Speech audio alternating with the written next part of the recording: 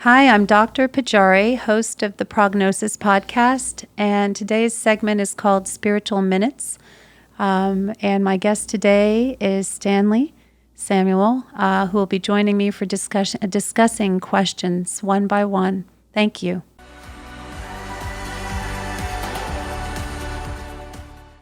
So the first question today is, what is the best way to cope with loss?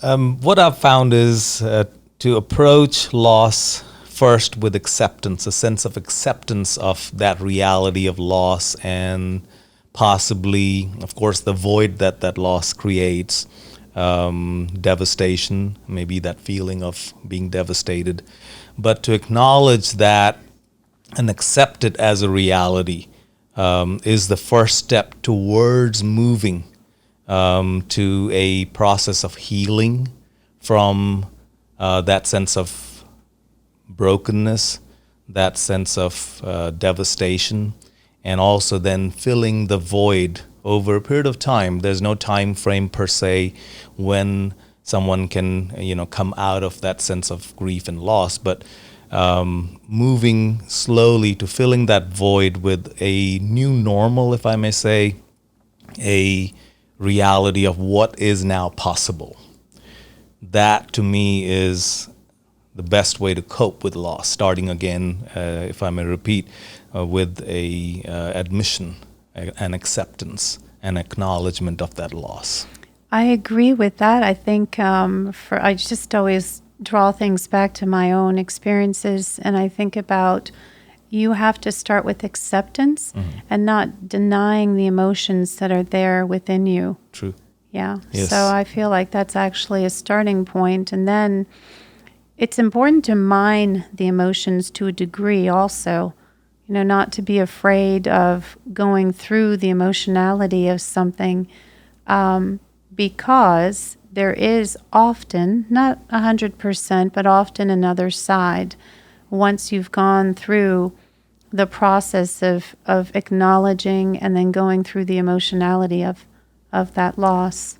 Definitely, and I agree on the expression of emotions being important, because emotions unexpressed or left unexpressed are not going away. They can become a sort of, as we say, pent-up anger or any kind of an emotional expression. If it's not given expression, our feelings are not given expression, they will need to be expressed in some form or fashion, and it can become a negative expression if it's not expressed in a monitored way or a measured way. Yes, so yes, definitely addressing them in measure. I think that's what you were saying, in measure, to make sure that you've addressed them. Yeah, and any other thoughts on coping with loss, acknowledging the emotion or acknowledging first the loss? Yes. Processing or going through the emotionality, not denying that you have those emotions and not being afraid of feeling the emotions, allowing a certain length of time to take place. Not saying I've got to rush through this and complete it, and then also realizing that often by going through that process, you are going to reach another side. Any other additional elements that you would add? Well, definitely, not rushing through, is important. To not feel like this is once you've acknowledged the loss, to fill it up with something else right away is not necessarily a very good move. To let that process take time.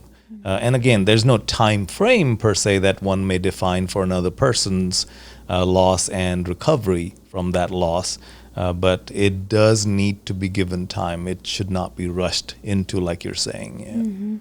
Yeah, I had written something on creating space, and that a lot of times when something happens, it creates space, and there's this need to rush to fill that in quickly. But a lot of times, and I kind of likened it to a geological process where maybe the glaciers were, forming a valley, and it creates a space, but it's a slow process of creation of space. Well, You don't want to rush to fill that up. You don't want to rush to kind of change, because that actually alters your ability to cope with the loss, I think, too. I do agree. I think, callus needs to be formed over a period of time, and then the callus needs to go away or be removed, healed, in a period of time, because that injury, that loss, the void that's left, if you try to fill it up right away, it could cement the wrong way. Yeah. And that's not going to necessarily be healing in the long term from that loss, by filling that void with something immediately. And one of the reasons for the desire or the need to, I guess, fill that void immediately is because we seem to always hear promotion of that there's no need to be broken. And that sense of fear of being broken causes us then to want to fill that void with something else right away.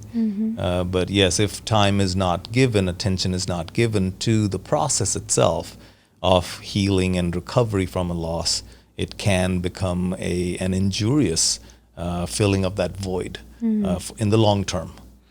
So I think, recapping, for coping with loss, we've touched on some good points in this spiritual minutes. One is, again, acknowledgement of that loss. Number two is acknowledgement and almost embracing, to a degree, of the emotionality of it, not being fearful to connect with those emotions or feel those emotions. Expression, yes. Of those. And then number three, the space that is created with that loss, not rushing to fill the void, but allowing that void to just be for a period of time. Number four, not having expectations on a period of time. Sometimes some losses stay with us on some level or not. They do. And then over time, kind of developing your own response to that loss from this process. That's very well put. Yeah, thanks. Very well put. All right, Yes. thank you. Yeah, thank you.